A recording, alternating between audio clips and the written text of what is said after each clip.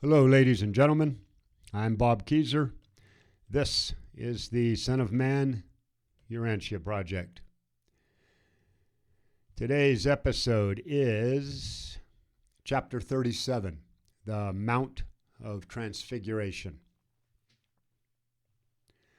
On August 12th, AD 29, Jesus and the apostles pitched their tents in the foothills of Mount Hermon, where the lad Tiglath had not long ago waited on Jesus as he ascended the mountain alone, confronted and conquered his arch-enemies, and technically ended the Lucifer rebellion, settling the spiritual destiny of Urantia.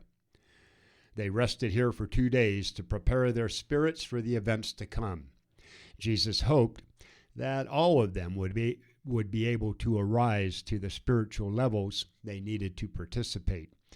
But that was not to be. The apostles had not yet reached the spiritual maturity needed to justify their full exposure to the celestial beings that were soon to appear on earth. Since he could not take all of them up the mountain with him, Jesus decided that just Peter, John, and James, the 3 apostles normally assigned to him, would share in this unique experience. The Transfiguration. 6 days after Peter's confession under the mulberry tree, when he stated that Jesus was the Son of God, Jesus and his 3 apostles hiked up the mountain. Jesus had been summoned to this meeting with the celestial host to discuss matters relating to his progress as the Son of Man and how that progress was affecting his universe. It is worth noting that this extraordinary meeting was timed to not only take place while Jesus was in Gentile lands, but that it actually took place on a mountain claimed by the Gentiles. The 4 made it almost halfway up Mount Hermon by noon and stopped for lunch.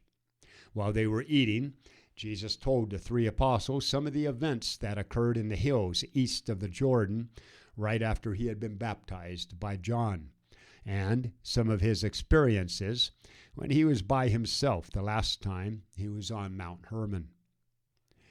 When Jesus was a boy, he used to climb the hill close to his house, and looking out on the plain of Esdraelon, he would sit and dream about all of the armies and battles that had been fought there in the past. Now he was on Mount Hermon to receive the endowment, to be awarded the spiritual gifts that were going to prepare him to return to those very Jordanian plains and meet the final closing scenes of his time on earth. Jesus did not have to do this. That day, he could have chosen to return to rule his universe. Instead, he chose to meet the requirements of divine sonship according to the mandate of the eternal Son on Paradise, and to embrace the present will of the Paradise Father. His 3 apostles watched in amazement as they saw him decline his right to full universe authority, and the celestial messengers depart, leaving him alone to complete his life on earth as the Son of Man and the Son of God. The apostles' faith had peaked when they fed the 5,000. Then it quickly fell to almost zero. Now, with Jesus admitting his divinity, their faith peaked again for the next couple of weeks, only to then progressively decline. It would not be until after the resurrection that it was again revived. It was a beautiful day on the mountain. About 3 o'clock in the afternoon, Jesus said, "I'm going off by myself for a while to talk with my Father and his messengers. I want you to stay here, and while you're waiting for me to get back, pray that the Father's will be done in your future time with the Son of Man." Jesus then left the 3 apostles and went off by himself, where, when he was alone, he had a long conference with Gabriel and the Father Melchizedek. Jesus returned about 6 o'clock that evening. And when he saw that the apostles had been worried about him being gone so long, he said, "Why were you afraid? You know I must be about my Father's business. Why do you doubt when I am not with you? I am now telling you that the Son of Man has decided to go through his full life with you, and as one of you. Be happy. I will not leave you until my work is finished." As they were eating what little they had for supper, Peter said, "How long do we stay on this mountain, away from the others?" Jesus said, "Until you see the glory of the Son of Man, and you know that whatever I have told you is true." As the evening wore on, the four sat around the glowing embers of the fire and talked about the Lucifer rebellion. But they had started out early that morning, and the apostles' eyes grew heavy, and they fell into a deep sleep around the fire. Then about half an hour later, they were suddenly woken up by a nearby crackling sound. Looking on, amazed and afraid, they saw Jesus talking to two brilliant beings clothed in celestial light, Jesus' face and body shining with a heavenly glow. The three of them talked in a strange language, and Peter, trying to understand it, wrongly decided that the two beings with Jesus were Moses and Elijah. Actually, as said earlier, they were Gabriel and the father Melchizedek. The apostles were able to see these events because Jesus had arranged with the physical controllers for them to be able to do so. The apostles were afraid and slow to compose themselves. As the dazzling vision faded and they saw Jesus standing alone, Peter, who was the first to come to his senses, said, "Master, it is good to have been here. We rejoice to see this glory. We do not want to go back down to the shameful world below. If you are willing to let us live here, we will set up 3 tents, one for you, one for Moses, and one for Elijah." Peter said this because he was confused, and because just at that moment nothing else came to mind. While he was still speaking, a silvery cloud appeared above the 4 of them. This apparition frightened the apostles so much that they fell down to the ground on their faces and prayed. And then they heard a voice, the same voice that had spoken at Jesus' baptism, say, "This is my beloved Son. Take notice of him." When the cloud vanished, the 3 were again alone with Jesus. Reaching down and touching them, Jesus said, "Get up and do not be afraid. You will see grander things than this." But the apostles were truly afraid. They were silent and thoughtful as they prepared to head down the mountain shortly before midnight. Coming down the mountain. No one said anything until they were about halfway down Mount Hermon. Then Jesus said, "Make sure that you tell no one, not even the other apostles, what you have just seen and heard on this mountain, until the Son of Man has arisen from the dead." The 3 apostles were shocked and bewildered. Until the Son of Man has arisen from the dead. They had just reaffirmed their faith in Jesus as the deliverer, as the Son of God, and they had all just seen him transfigured into elevated glory right before their eyes. And now he was talking about arising from the dead. Peter shook at the thought of Jesus dying. That was too horrible of an idea to even bring up.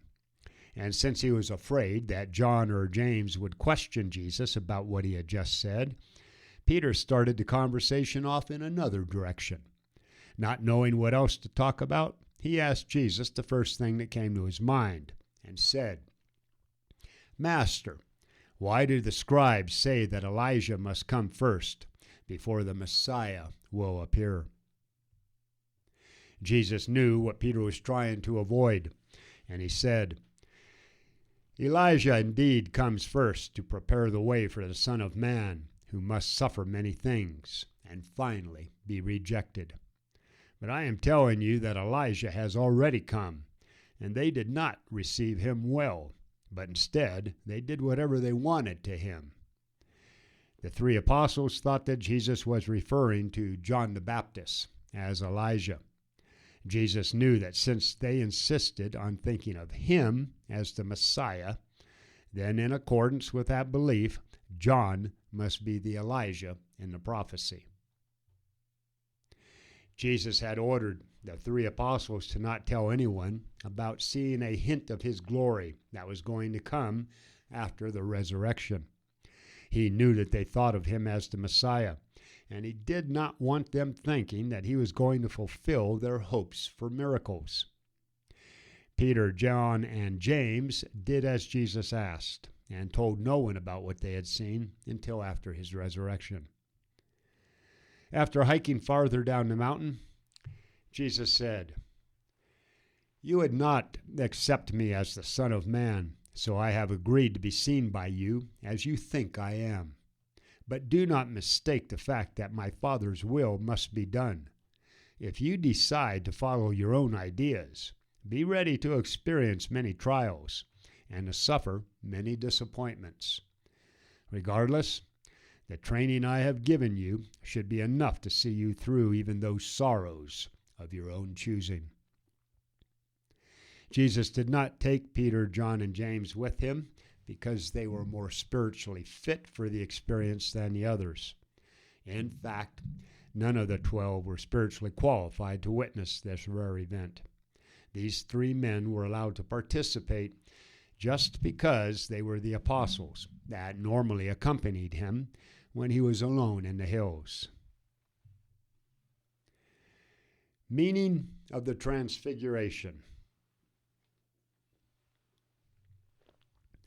What Peter, John, and James saw on the Mount of Transfiguration was just a fleeting glimpse of the heavenly parade of events that occurred that night on Mount Hermon.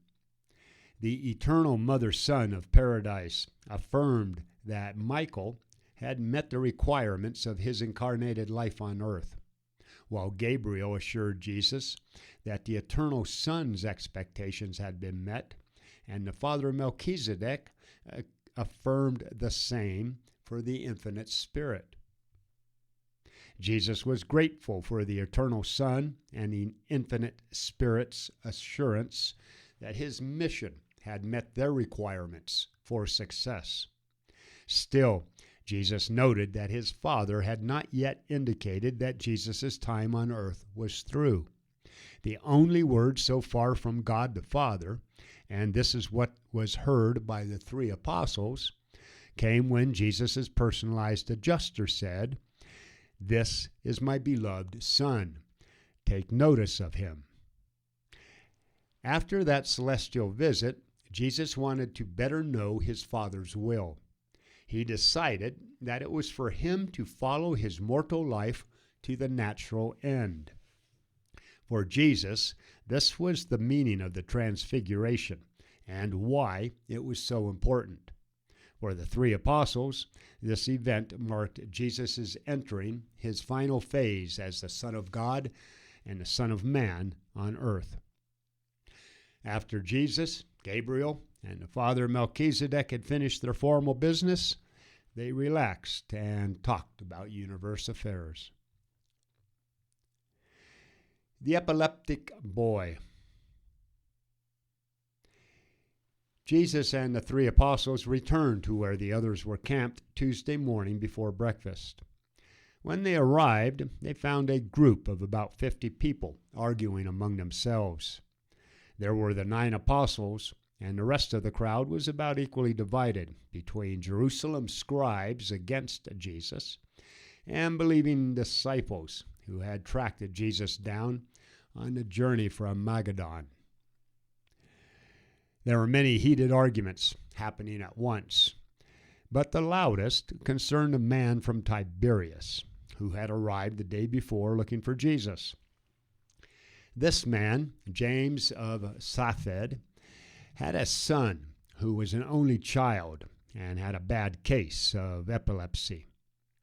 Furthermore, to make matters worse, he was possessed by one of the wandering, mischievous, and rebellious midwayers who were still uncontrolled on earth at that time. He was suffering from a double affliction. He was epileptic and possessed by a devil. James of Safed was a low-ranking official in Herod Antipas's government. He had wandered around the western borders of Philip's land for almost 2 weeks, looking for Jesus to ask him to heal his son. When he arrived at the apostles' camp, there were almost 40 other people following him. Their arrival surprised and upset the 9 apostles, most of whom had fallen back to arguing about the honors and positions they were going to receive in the coming kingdom. They could not entirely free themselves of their older materialistic ideas of the coming Messiah. And now that Jesus himself had admitted that he was the Son of God, most of their most wonderful hopes and ambitions were foremost in their minds. Andrew was the first to step up and greet James of Safed and his son, and he said, "Who do you seek?" James replied, "My good man, I am searching for your master. I seek healing for my sick son. I want Jesus to cast out this devil that possesses my child." And then he went on to tell the apostles about how his son was so possessed that he had almost lost his life many times because of his seizures. Then Simon Zealous and Judas Iscariot stepped up and said, "We can heal him. You do not need to wait for the Master to return. We are ambassadors of the kingdom. No longer do we hold these things in secret. Jesus is the deliverer, and the keys of the kingdom have been given to us." This concerned Andrew, and he took Thomas aside to talk. Nathanael and the others looked on in amazement. They were all horrified at the two sudden boldness. Then James of Safed said, "If it has been given to you to do these works, I pray that you will speak those words that will bring my child out of this bondage." Simon Zealous stepped forward, and placing his hand on the child's head while looking straight into his eyes, said, "Come out of him, you unclean spirit. In the name of Jesus, obey me." Right then, the young boy had a violent fit, and the disappointed apostles suffered the taunts and ridicule of the scribes and other unfriendly critics. Andrew was upset by this foolhardy attempt and its complete failure, and he called the other apostles together to pray and discuss what had happened. Then, feeling the full weight of their humiliation, Andrew went to the boy and tried his hand at casting out the demon, only to again fail. Andrew straight up admitted his failure to everyone, and going to the father, asked him to spend the night and wait until Jesus returned. Andrew said, "Perhaps this sort of demon does not leave except by the Master's personal command."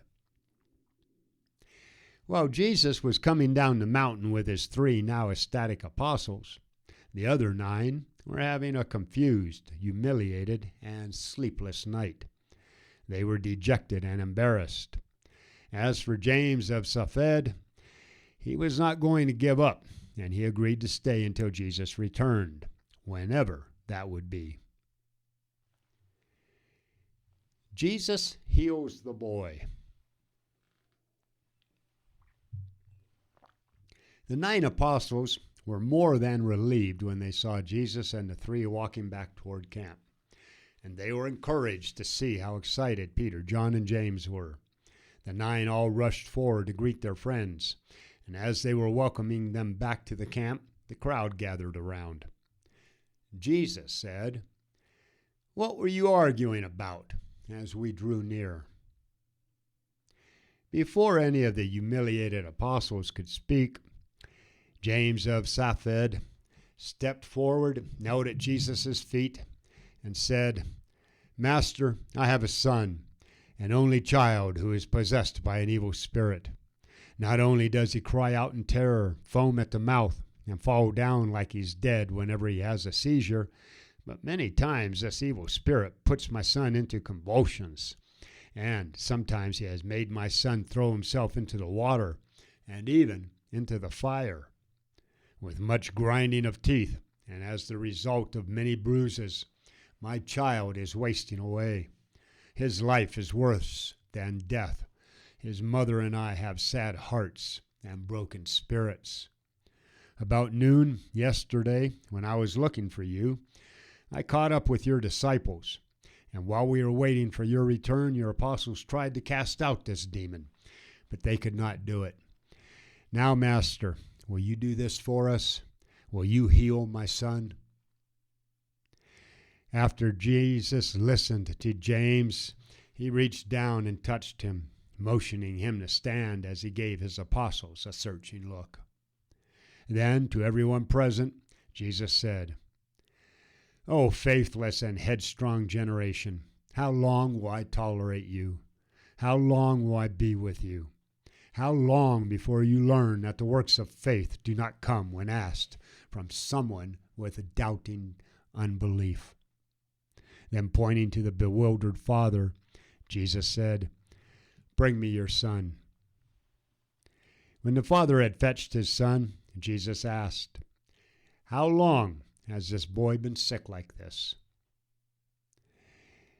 James the Sophed replied, "Since he was a young child, just as the boy had another violent seizure, falling in front of them, gnashing his teeth and foaming at the mouth. After a few moments, the convulsions stopped, and the lad looked like he was dead.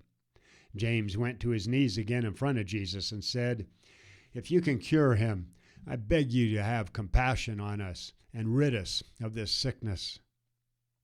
Jesus looked down into the father's anxious face and said, 'Do not question my Father's power of love, only the sincerity and reach of your faith. All things are possible to him who believes.' Then James the Sophed spoke those long to be remembered words of faith mixed in with a doubt. 'Lord, I believe. I pray that you help my unbelief.' Jesus took the boy's hand and said, 'I will do this according to my Father's will and in honor of living faith. My son, get up. Come out of him, disobedient spirit, and do not go back into him.' And then placing the boy's hand in that of his father, Jesus said, 'Go on your way. The Father has granted your soul's desire.' All who were present, even Jesus' enemies, were astonished at what they saw." The three apostles who had been with Jesus on Mount Hermon and who were so excited after witnessing his transfiguration were now disillusioned after seeing the other disciples so discouraged. This is how it always was with these 12 men. Throughout their lives, they never failed to swing between total joy and utter humiliation. Jesus performed a true double healing. He cured both a physical disease and exorcised a demon. After James the Sophed and his son had left, Jesus said, "We are going to Caesarea Philippi. Prepare yourselves at once." In Celsus's garden. That night they all stayed at home with Celsus.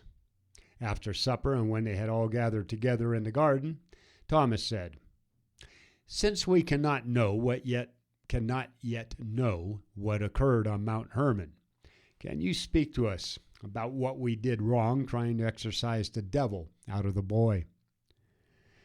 Jesus replied, "Everything that the others heard on the mountain will be told to you in due time. But now I will show you the reason why you failed in what you so unwisely tried to do. While your master and his companions, your friends, went up the mountain yesterday to gain a better understanding of our Father's will and a better ability to enact that will, you men who stayed behind guarding the camp were supposed to also be praying for more spiritual insight. Instead, you gave in to your old evil thoughts of a material kingdom and your places in it.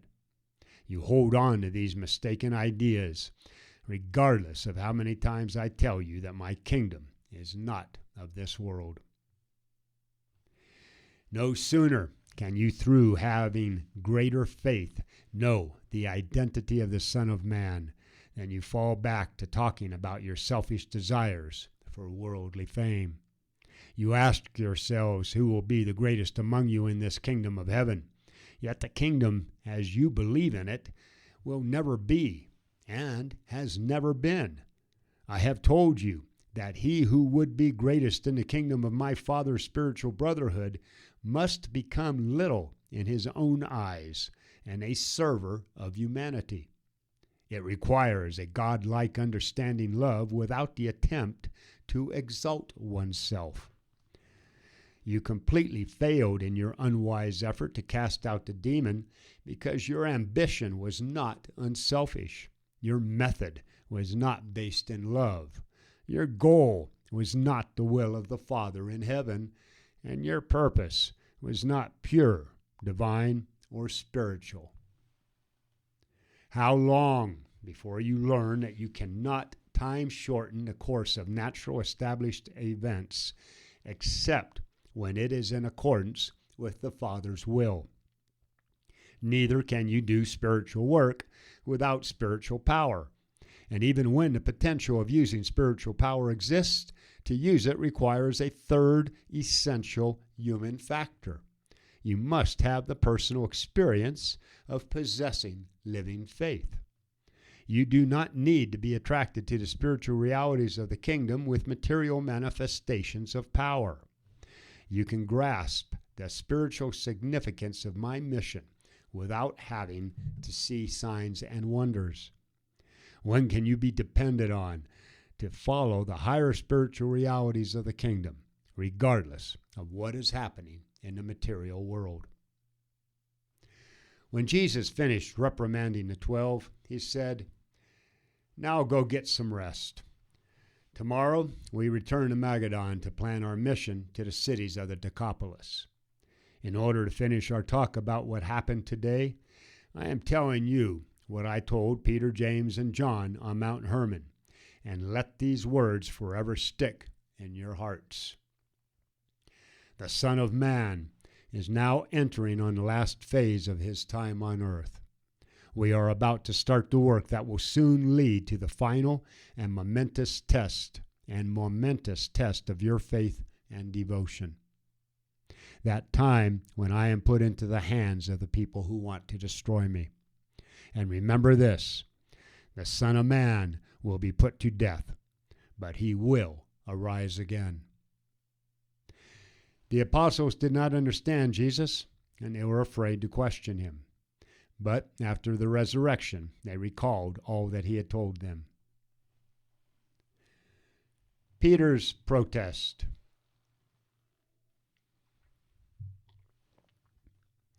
None of the apostles could sleep. Even the Alphaeus twins were shocked by what Jesus had said. That Wednesday morning, they left Caesarea Philippi and headed for Magadan Park near Bethesda Julius.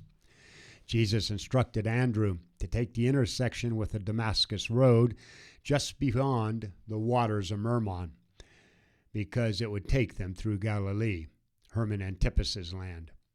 Jesus knew that the people following them would figure he was afraid of Herod, and that to avoid a confrontation, Jesus would instead continue walking straight down the East Jordan Road.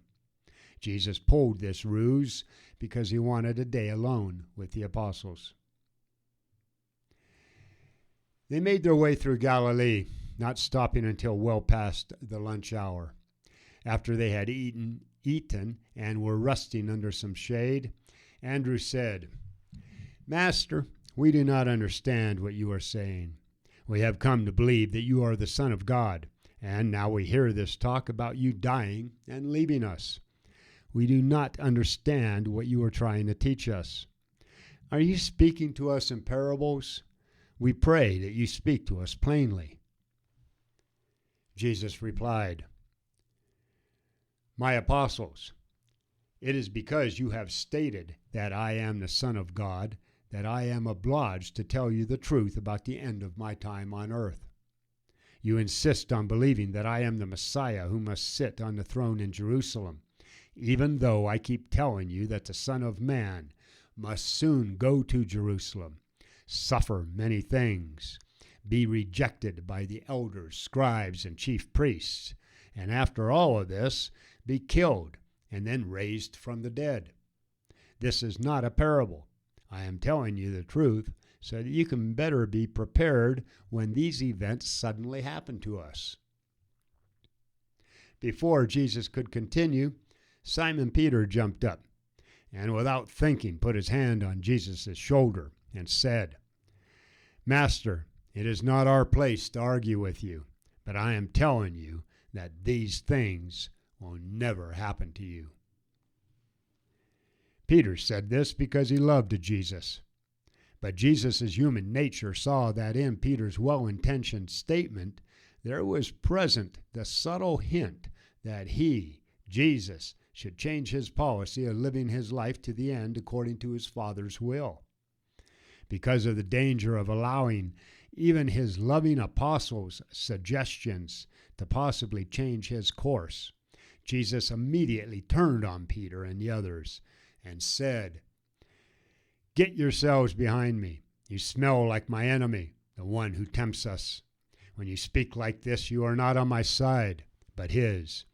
By doing this, you put your love for me in the way of me doing my Father's will. Do not worry about the ways of humanity, but rather the will of God." Continuing, Jesus said, "If people are going to follow me, let them disregard themselves and take up their daily responsibilities, because those who selfishly save their life will lose it, but those who lose their life for me and the gospel will save it. What does it profit people to gain the whole world and lose their own souls? What would people give in exchange for eternal life? Do not be ashamed of me and my words in this sinful and hypocritical generation, just like I am not ashamed of you when I appear before my Father in glory and in the presence of all of the celestial host. Regardless, many of you now standing before me will not die until you see the kingdom of God come with power." Jesus made it clear to the apostles that following him was going to be a painful and conflicting path. He shocked these Galilean fishermen who continued to dream of their position of honor in an earthly kingdom. But Jesus' courageous appeal stirred their loyal hearts, and not one of them intended to desert him. Jesus was not sending them alone into battle. He was leading them. He was only asking that they bravely follow. The apostles were slow to grasp what Jesus was telling them about his death, and they completely failed to comprehend what he said about arising from the dead. But as the days passed, Peter, John, and James recalled their experience on Mount Hermon and better understood his meaning. In all of the time that the 12 apostles spent with Jesus, they only saw that flash in his eye and felt his quick scolding a few times. Jesus was patient with their human shortcomings, but only up to the point of carrying out his Father's will. The apostles were amazed and horrified. They were stunned and could not find the words to express their sadness. Slowly, they were beginning to realize what Jesus was going to endure and what they were going to endure with him. But they did not come to this realization until long after these early hints of his future. At Peter's house. It was twilight by the time they arrived at Capernaum and made their way unnoticed through the back streets to Simon Peter's house. After dinner, and while waiting for David Zebedee to arrive to take them across the lake, Jesus looked over at Peter and the other apostles and said, "As you are all talking on the way this afternoon, why was everyone so serious?" The apostles remained silent. No one responded. Many of them had continued to talk about their positions in the coming kingdom, who is going to be the most important among them, etc., etc. Jesus knew this. Calling over one of Peter's youngest children, Jesus sat the child in the middle of the group and said, "It is the truth when I tell you to do an about-face and become like this little child, or you will make little progress in the kingdom. People who humble themselves and become like this little one are those who will become the greatest in the kingdom of heaven. And those who receive a little one receive me. Those who receive me also receive him who sent me. If you want to be first in the kingdom, teach this to your friends. But for those who cause these little ones to stumble, it would be better for them if a millstone was hung around their neck and they were cast into the sea. If the things that you do with your hands or the things that you see with your eyes hinder the progress of the kingdom, give up those cherished idols, because it is better to enter the kingdom without the material things that you love in this life than it is to hold on to those earthly pleasures and shut yourself out of the kingdom. But most of all, do not harm even one of these little ones, because their angels are the face of the heavenly host." After Jesus finished speaking, they boarded Zebedee's boat and sailed across the Sea of Galilee to Magadan. Okay, that's it for chapter 37. Coming up next is chapter 38, the Decapolis Tour. Please hit that like button and subscribe to the Son of Man Urantia project. Defend your liberty. Protect those innocent ones. Get out there and find some way to serve man for the sake of God. Nothing more or less. Bobby Keyser, out here.